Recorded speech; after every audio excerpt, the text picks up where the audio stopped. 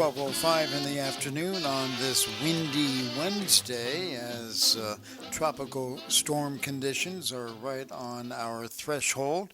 We'll see what happens here as things develop over the next 24 to 36 hours, but nonetheless, time for Helping Seniors of Brevard. Let's get things underway. Here's your host and the Executive Director of Helping Seniors of Brevard, Kerry Fink. Hi, Kerry. Thank you, John Harper, and also Executive Vice President of Helping Seniors. You are too, and so our president, our new president. I'm so excited. This is the first time we get to do radio, and you're the president of Helping Seniors of Brevard. For those of you that don't know, Joe Steckler.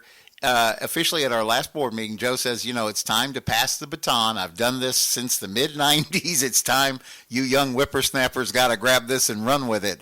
And so we were so excited. It took everybody like a nanosecond to say yes when Joe said, the person that should really keep this going, because she's been on the board since almost the day she started this. She's got a stellar reputation in the community. In fact, we like to brag on her. She's been called everything from a rock star, literally a rock star by WeVenture, because they voted her as one of the women who rock in Brevard County. And then her company gets accolades as, how the Florida Today does their big Best in the Community kind of awards, and her company gets pulled as the best of the best. So Jennifer Barton, Seniors Helping Seniors, but now also officially Helping Seniors of Brevard. It is wonderful to be here. I am honored to be president of Helping Seniors. I met Joe 11, 12 years ago now, and fell in love with the organization and really the mission of what we do at Helping Seniors. So when he approached me, thank goodness he did give me a little bit of a forewarning. I had the opportunity to really think about it, and just want to do Joe proud and make sure that we keep this organization going in the way that he envisioned it. Yeah, so well said. And John Harper, you've been involved in this, kind of like Jennifer from the get-go, but even going back in the days of Brevard Alzheimer's, we joked many times on the radio, you were the guy who got Joe started on radio back in the day when he was trying to do education with Brevard Alzheimer's, and so here we are all these years later. My goodness, it goes back so far, and it's hard to believe here we are with Helping Seniors of Brevard. I still remember, I think, Jennifer, you were in on the very first meeting, right? No, I wasn't. No? I came in about a year later. Oh, okay. Well, I can remember that very first meeting. I know it was rather special the way Joe had laid out plans to start this organization and what the vision was that he had and how he wanted the mission statement to evolve to where it is today. And my goodness, it has come a long way. I know you guys both understand this probably even better than I do, but when Joe began this, we started Helping Seniors in 2011, and he basically did that on the coattails of everything he accomplished at Brevard Alzheimer's, building those things. They call them Joe's Clubs to these days. We named our own Senior Resource Center, Joe's Senior Resource Center, in honor of all the great work that he's done for seniors in our community. But you guys understand this better, maybe even better than I do, is that when he started this and he said we got to do more for seniors, the need has only increased exponentially since those days, right? We have more seniors than we've ever had before. Oh, especially since COVID even. Yeah. Yeah, it really has grown tremendously, and Joe recognized way back then the fact that there was very much a need that wasn't being serviced. No one, for the most part, was really helping seniors. Yeah.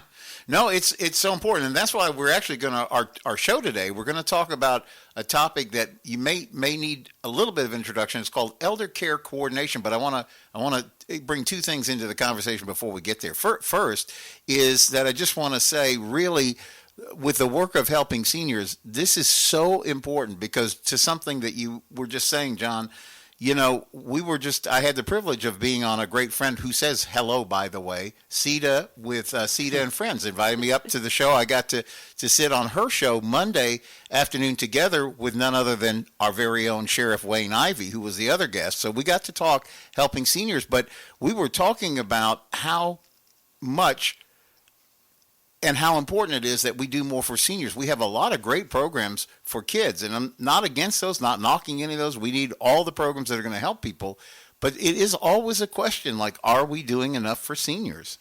Well, exactly. We do have a lot of programs for kids, and that's the whole Senior Santa program. I'll throw a shameless plug in for Senior Absolutely. Santa. We got to talk That's my that. little pet project. But they have angel trees for kids at Christmas time and different programs so that kids do get something at Christmas. And are not left out. But what about our seniors? Exactly. I'm a Bible thumper, so it says at the beginning, orphans and widows, right? So it means you've got to look after the generation coming up, clearly.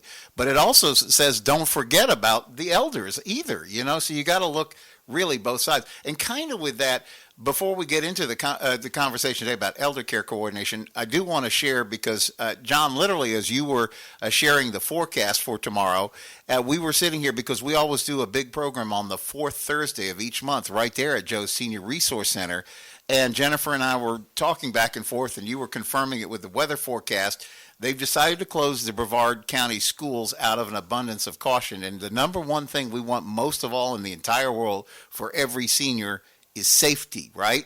So we said we're gonna put out the announcement this afternoon that we are gonna postpone tomorrow's events. We have our Knowledge College of Aging that goes from 10 a.m. to 11 a.m. and then we have another program called the Helping Seniors Wellness Series. And a lot of people come out and they spend the whole morning. There's snacks, there's food, there's fun, there's usually door prizes, there's really great information that will help you on your aging plan. But we just literally decided, so you're the first to hear this right now, that we think just let's be safe. We'll find another date and get this rescheduled, but we're going to go ahead and call this off for tomorrow. So we'll get that out, social media, every place we can figure out just to let people know. And I really believe that's the right call because safety first, right? So with that in mind, I want to introduce, we already started to introduce Jennifer Barton as the president of Helping Seniors, but she has quite an excellent history of a company called Seniors Helping Seniors. And we always laugh because whenever we go out to places, people always confuse the name. Seniors Helping Seniors. I go, yes, that's the company that hires seniors to help seniors. Helping Seniors, we're all about seniors too, but we're a charity, and what we try to do is operate the county's information helpline and get information into the hands of seniors and their families about what to do. So we thought, what a great opportunity to invite another great longtime friend of Helping Seniors. Her name is Amber Payne, and she is the director of Elder Care Coordination with another very longtime friend, very well-respected attorney in this community, another award-winning attorney in this community, Amy B. Van Fossen. Welcome, Amber. How are you? I'm good. Thank you so much for having me. And I really am going to set the question and then leave this conversation a little bit up to you two because you really are the subject matter experts. But let me kick it off by saying I remember when we were looking after our mom, and the first time I ever heard the term care manager was she was in the hospital. They were getting ready to discharge her so that she could go for rehab, which we thought was a good idea, but we knew nothing about this. And so we're sending in a case manager to talk to you. So we didn't know what then we would. It was like, is that like Adult Protective Services? I mean, we had no idea what it was. And I don't mean this wrong, but it was not that helpful. They walked in and said, well, your mom needs to go for rehab at a rehab facility because we want her to work on her strength. I got all that. And she tosses us a book and says, here, where do you want your mom to go? And I'm like, what does that mean? No, you got to pick the location. We can't pick it for her. You guys have to pick this out together. So I like, well, can you give me some hints? No, we're not allowed to give you hints. I'm like, well, for a care manager, is that really helpful? But I mean, I wasn't against her, but you understand. So that was my first experience to care management. Didn't really set well because at the end of the day, she goes, well, look, there's stars in there. You can figure out who has more stars and, start making phone calls, whatever you want to do. But I thought, this is challenging. I don't think I'm stupid, but I have no idea what I was stepping into then, right? This is what care and case management, though, really should be about. Am I saying that right? Yes. Okay. Would you elaborate? Well, a hospital setting's a little bit different from what we do. Okay. We're a private case manager, so we are going to give you suggestions as far if you're looking at a rehab. We'll give you several suggestions of places that we think would be appropriate for your loved one, and we'll help walk you through that. And I'm sure that you want your families to call you to say, hey, mom's in the hospital, she's going to rehab, because I have been in that position as well. Like, oh my gosh, why didn't you call me? Because the one that you picked is not the one I would have recommended. Right. That unfortunately happens. Families, they're in the moment. They're not sure what to do. They don't think to call us. They're talking to the hospital case manager. They make a decision, and then we don't find out until after the fact. And then we're like, oh, you should have reached out.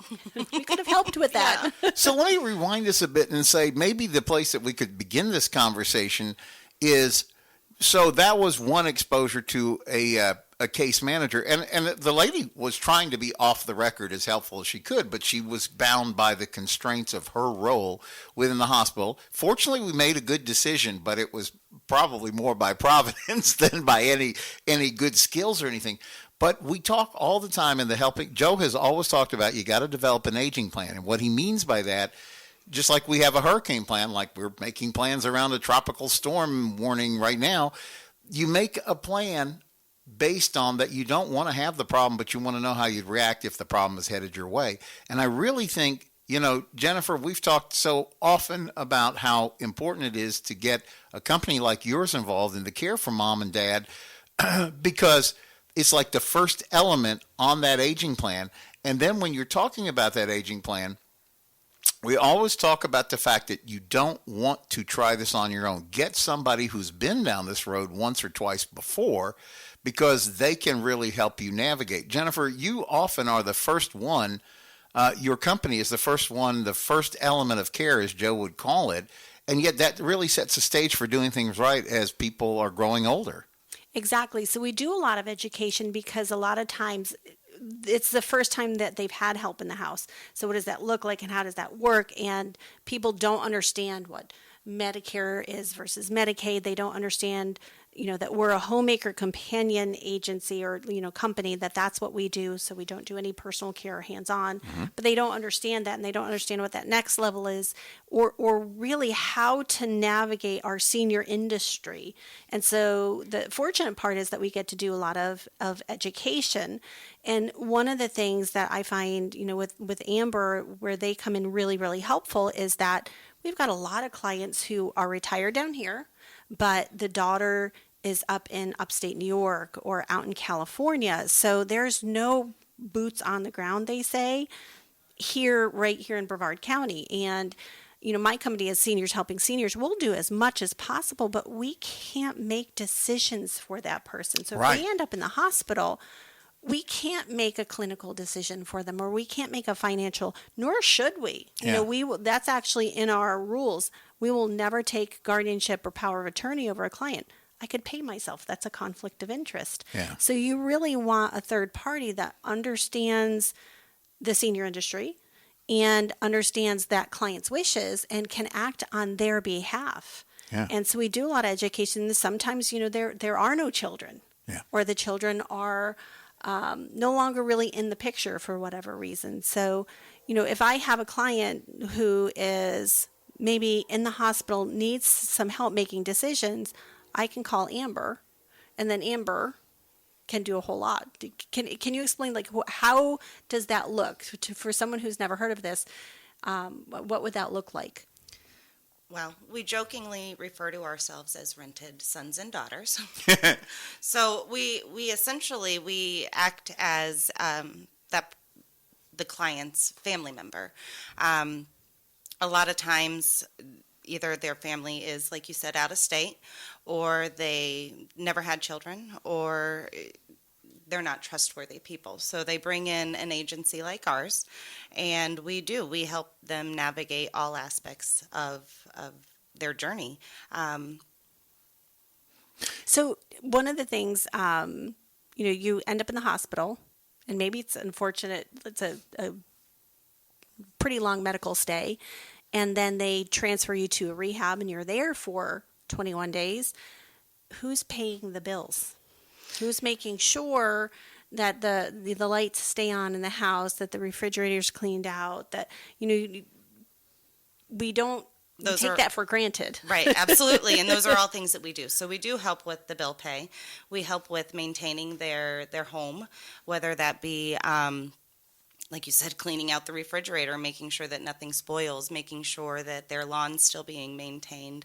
If they have pets, we're making sure that we have created a pet program from the beginning of what they want done with their pets in the event that they weren't home. So we really do. We manage every single aspect of that person's life if they need our help with that stuff. I wanted to say, I remember having the conversation with Amy Van Fossen herself.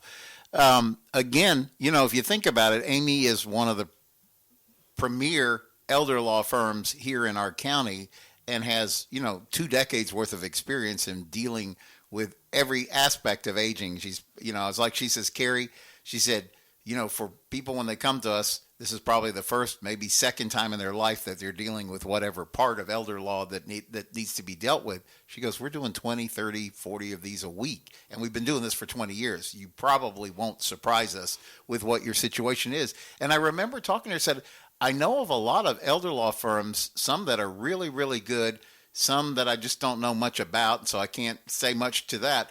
Except that I do know that you're pretty unique in the marketplace because, as far as I know, I don't think anybody else in elder law goes that far to bring in the case management part of it.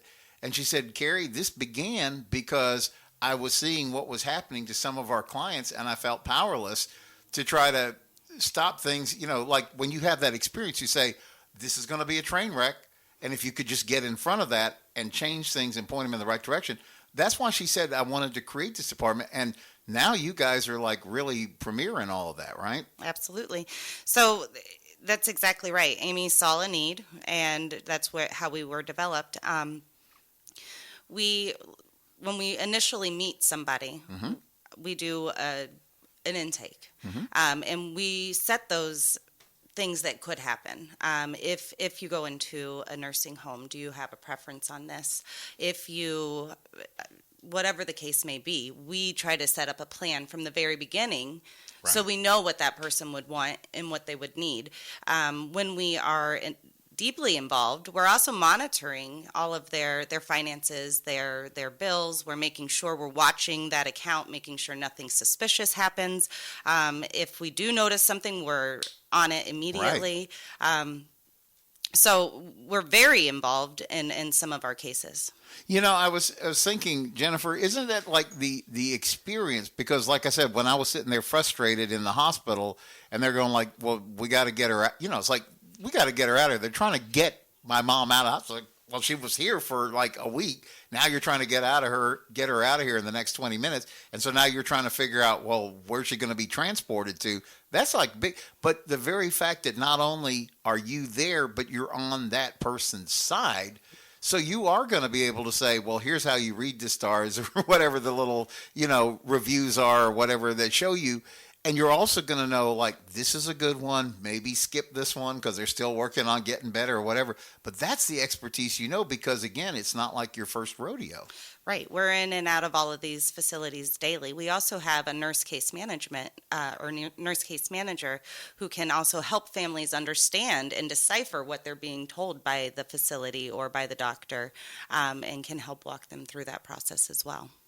Yeah, and I was going to say, Jennifer, I know that people depend on your company to help guide them, and you've explained like there's points where it gets to the point that now we've got to take another step forward, and so then you're saying here's some resources that you should consider at that point to help make sure that their journey is going to go smooth, even if they move beyond what Seniors Helping Seniors can do for them. Oh, absolutely. So at our initial assessment, we do ask, have you designated someone who is a power of attorney or have you, medical care surrogate? We honestly don't do anything with that, but right, we know how incredibly important it is.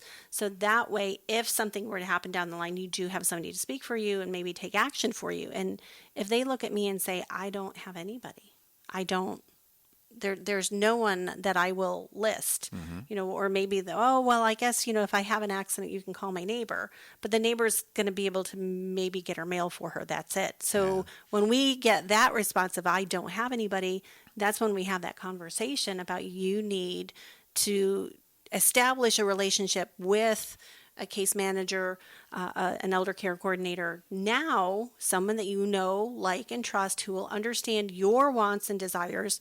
And that way, God forbid something does happen, you have that plan in place. You're not making last minute decisions. And that can, back to your point earlier, that care manager is in our industry. They are in and out of the facilities all the time. They know what they're looking at. And so, if we have, we have a medical person in the family. So if anybody in the family gets hurt, we're automatically calling him and saying, hey, Right. What does this mean? Where do I go? Which facility should I be in? So that's the same thing. It's like you have somebody, in the family who knows intimately where a good fit for that person would be. Yeah. So, absolutely, why would you not use that information to your benefit? That's what I was going to ask you, Amber, is like because we don't know the things that we're going to run into. So isn't that reassurance when you can pick up the phone and call somebody and say, okay, the doctor says I got to have this procedure, or I got to do this, and I need a plan because they say it's going to take this much time and all these things. The headache kind of transfers off of them, and I don't want to say it becomes your headache, but at least you know what to do with the headache and make it as seamless and smooth as possible for them.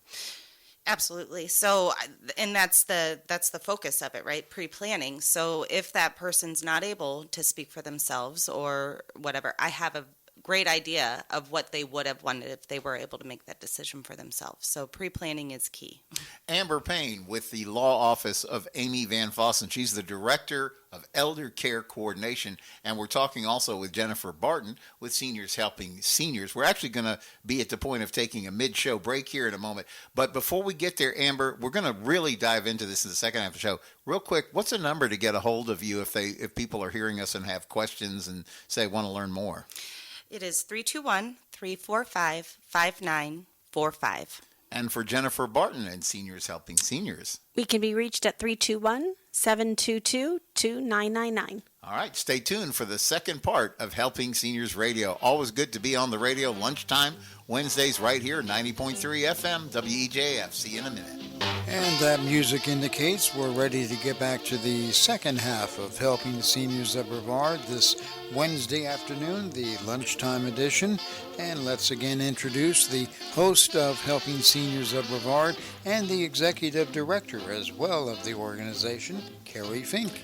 Thank you, John Harper. Always good to gather the radio around the radio Wednesdays lunchtime, 12 noon to 1 p.m. on 90.3 FM, WEJF. Welcome if you're listening online at wejf.net.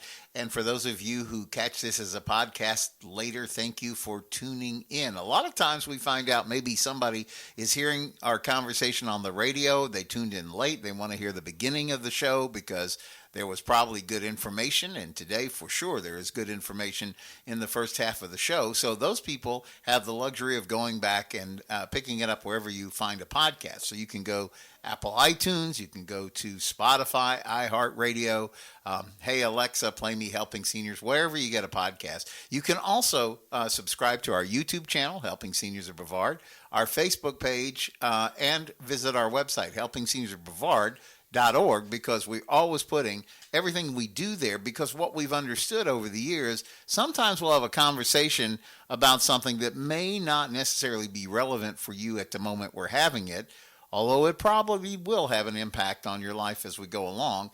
And so we find people will come back after the fact. Now all of a sudden, the topic of the day, elder care coordination, has a lot of meaning because of the situation somebody is finding. So with that, we're going to jump right back into the conversation. I want to reintroduce our guest today, none other than the owner of Seniors Helping Seniors of Brevard, who is now also, I'm so excited to say, our president for Helping Seniors of Brevard. She's been on the board as a volunteer, served as secretary for all these years. But at the end of August, Joe said, it's time to pass the baton on to you kiddies. And Joe remains very active. He's 90 going on 91. He writes articles. There's not a day he doesn't wake up and starts thinking about, like, we got to do more for seniors. But he said, it's time for you guys to run with this. So Jennifer Barton is back with us. We're going to talk about elder care coordination and why it's so important to get this right. But we also have the director of elder care coordination with the law office of Amy B. Van Fossen with us today,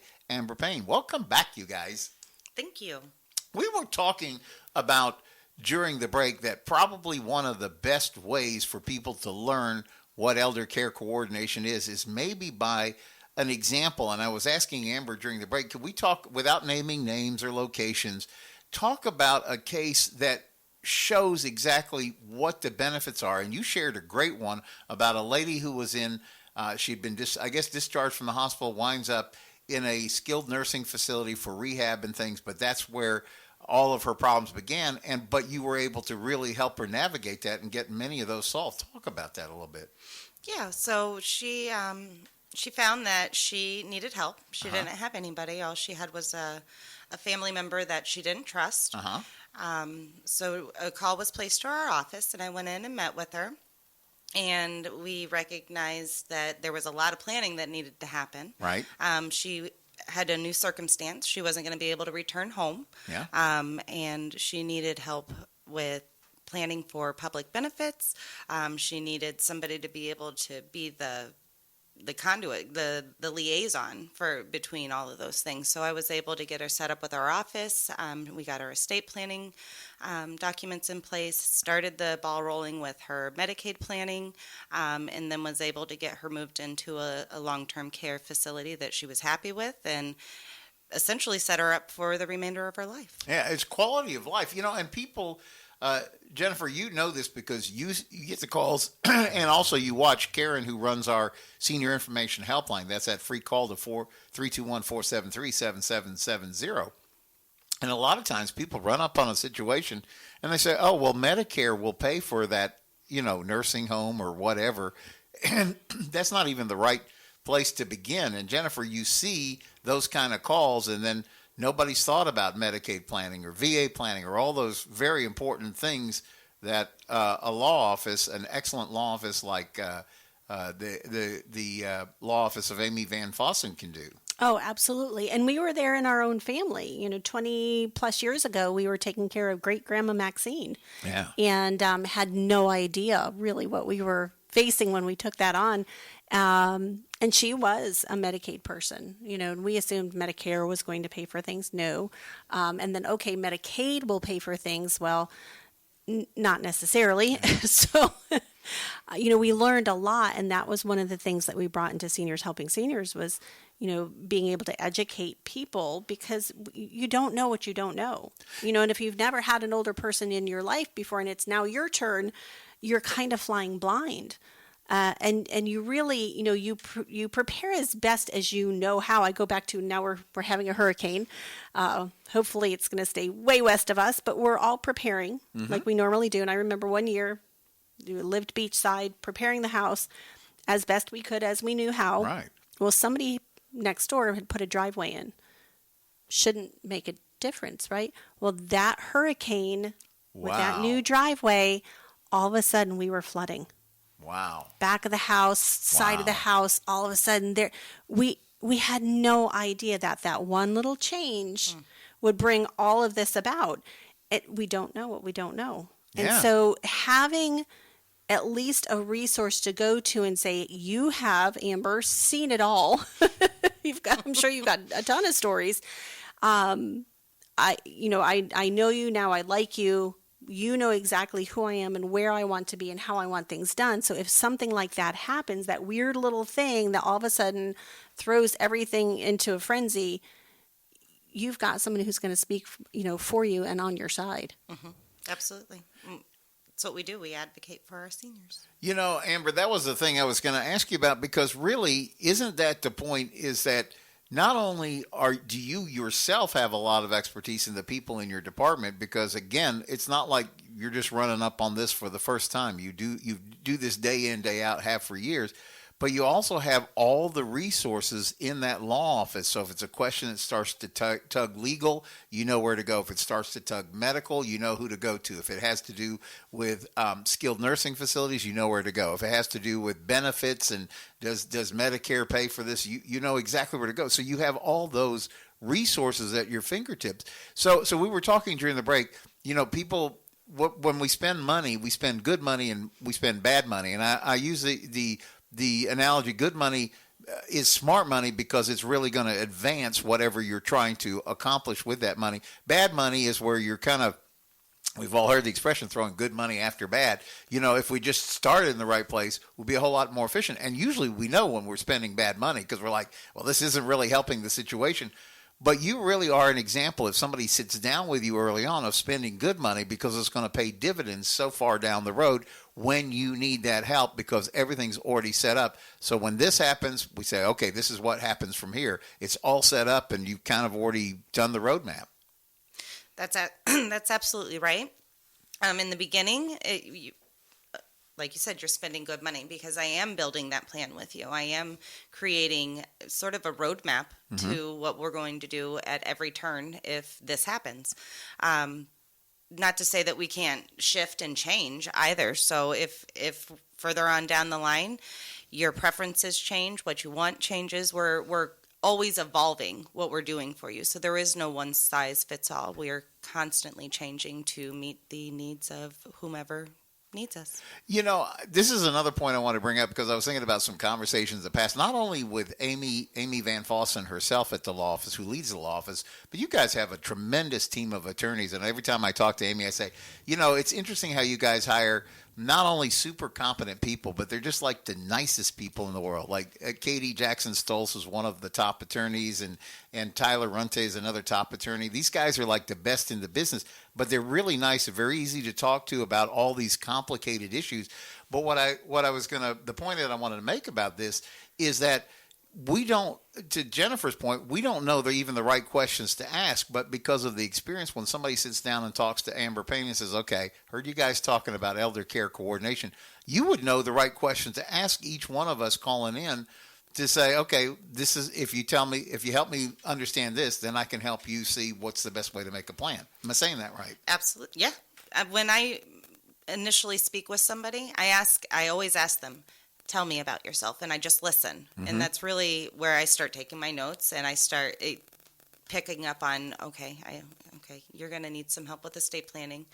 Okay, you want to move, we're going to need an elder or assisted living placement agency or whatever. So I gather all of that just in that first conversation and them telling me a little bit about themselves. So then the right questions that need to be asked and thought about. Because I was thinking about, I've had this conversation with Amy before, like people will see an ad on TV and says, oh, you can write your own estate plan in 30 seconds with an online thing.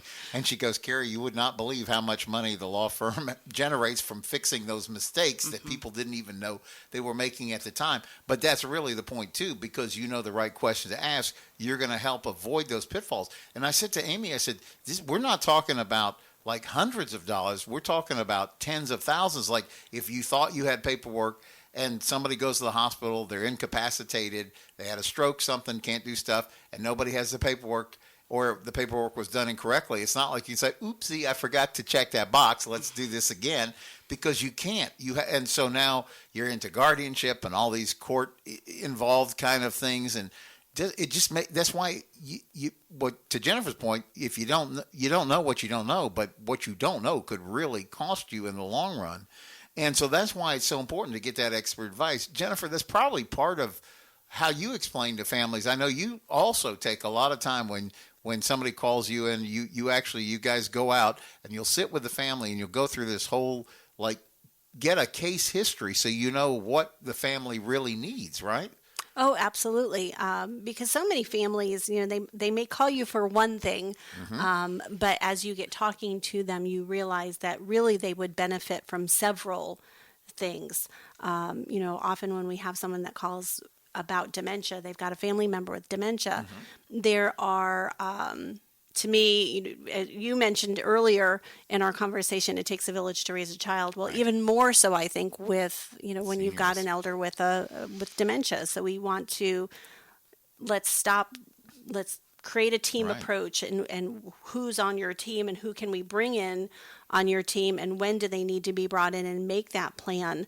And there may be a couple of different things that would be very helpful in that situation. So making sure that we're addressing the immediate needs, but also, making sure that they have all of the resources that they need. Yeah, no, that's a good point, Amber. What is the right kind of person who should give you a call? Like you think through it. You deal with hundreds of people, thousands of people.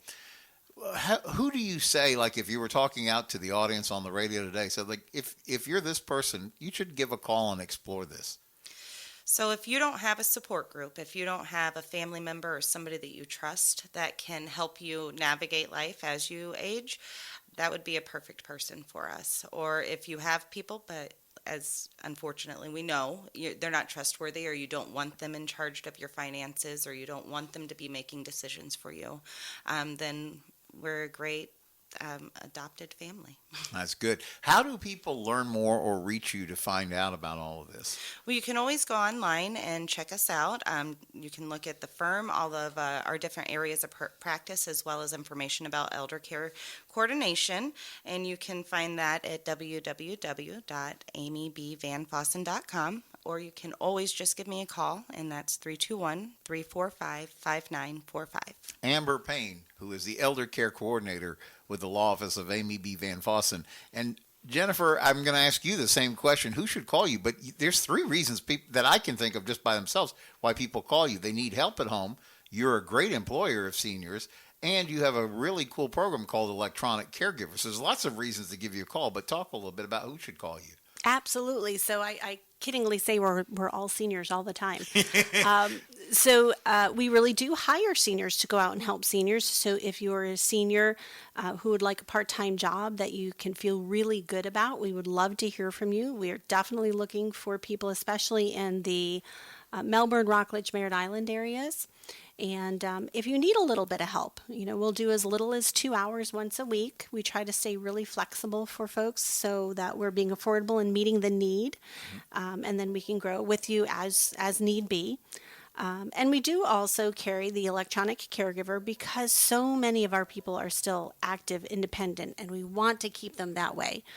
Yes, it's a help I fallen on I can't get up button, but what we loved about it is that it goes anywhere with you. So you can hike through Wickham Park. You can walk through the whole neighborhood. It doesn't just work at your house. It works anywhere you go.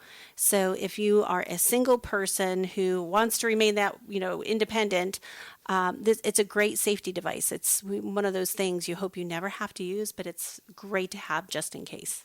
Yeah, I was really surprised you were giving a presentation actually at Joe Senior Resource Center about this, and you were talking about actually the number of college students and stuff who are getting a hold of this, because, in this day and age, having that ability to, you can't fumble for your phone when you're walking through a dark parking lot, but you have this right there with you. Right, and you can press the button and then help is immediate, and it's GPS satellite location, so they know exactly where you are. Yeah, fascinating technology. So Jennifer Barton with Seniors Helping Seniors. Did we already say the number to call if you want to? I did not. So our number is 321-722-2999, and of course we're on the web, Seniors Helping Seniors /Brevard, and we're here to help. Yeah, no, so important. And I want to encourage you to jot this number down. If you didn't get a chance to grab a pencil and a piece of paper to write this down on, let me make sure you have our Helping Senior Information Helpline, because if you missed any of these numbers, you can always give us a call, and Karen or one of our excellent volunteers will give you a call and make sure that we get that information over to you. But our phone number for Helping Seniors is 321-473-7770. And listen how I carefully segue this into a pitch for the Helping Seniors car raffle, because that is the same phone number, 321-473-7770, that can get you equipped with Helping Seniors car raffle tickets. Now, Jennifer, what is the Helping Seniors Car Raffle? You've been involved in this since the very first get-go. Yes, and it is so much fun. So on October 27th, it's a Sunday afternoon at the museum. We will be giving away a vehicle, and you get to choose one of 6 different cars. So the winner gets to look at all of those wonderful vehicles. They get to pick which one they want to win and drive away with. But it's really it's a lot of fun for a great cause. So you are helping seniors keep that senior helpline going. Yeah. Keep this radio program going. A lot of the education and outreach that we do, keeping that going for seniors here in Brevard County. But that event on Sunday is so much fun. You'll come out to the American Muscle Car Museum, see all of the cars in Mark Pelock's collection, and it's amazing. It's always bigger and different every time we go.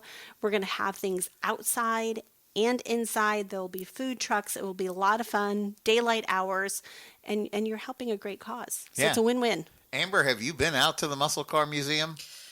No.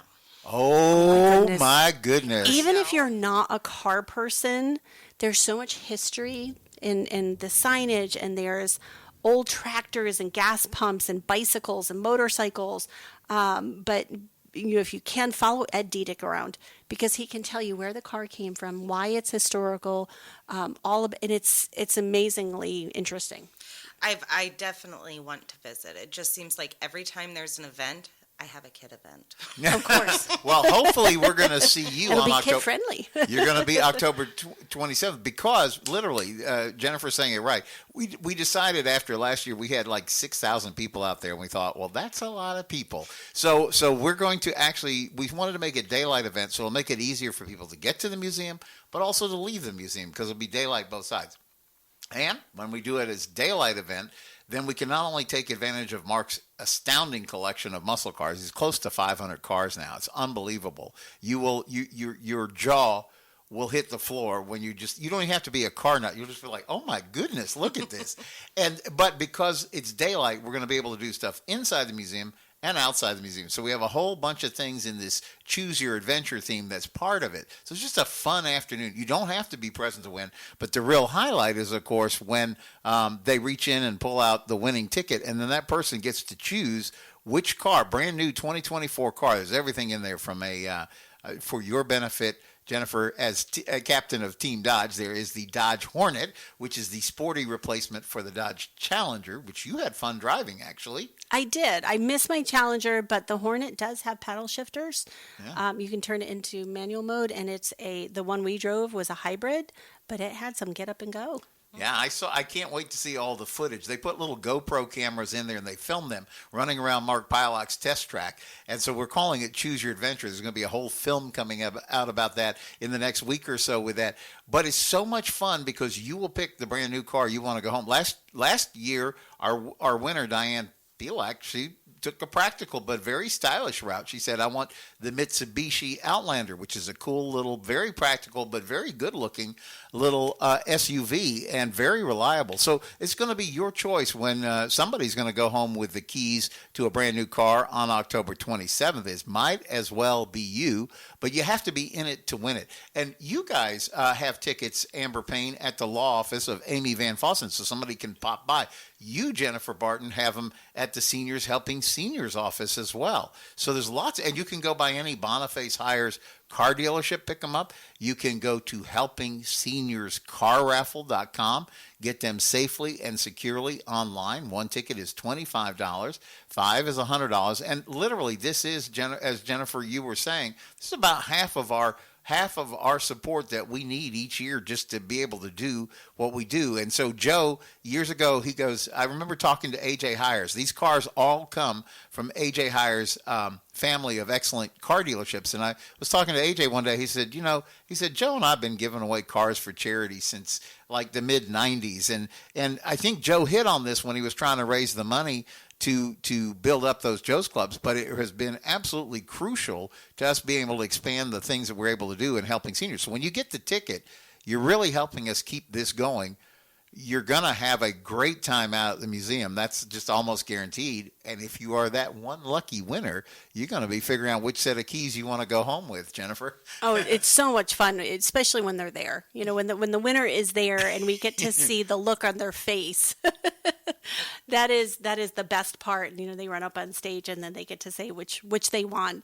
So that is, you know, we always hope that the person is present because it's just so much fun to see it. But yeah, Amber, you know, it was like, I think it was a couple of years back, there was a local lady, Gail McGinnis, and she happened to be in the audience. And it's so funny to watch the reaction when Mark Pylock finishes reading out the number. You know, he reads them out one by one. So you kind of hear a couple, it wasn't my number. And so, but when you finally get down to that last number, there's like a moment of silence, and it usually happens this way. It's like everybody standing around the person goes, "That's your number. That's your number." They're pushing her. They had her run up on stage, and Mark's like, "What kind of car do you want?" And sorry, Jennifer. She threw up her hands and she goes, "I want the Camaro." And so she's driving this beautiful blue Camaro to this day. So it is so much fun. It's fun. You know, even if you're not the winner, it's just fun to be part of all the excitement. And I always feel like everybody's a winner because you're helping us keep this going, which is so important. You know, it's like some people's pay it forward. It's what, you know, reap what you sow, all those kind of things. But this is a good thing to do because it helps keep us going. So you got to get your tickets today, 321-473-7770.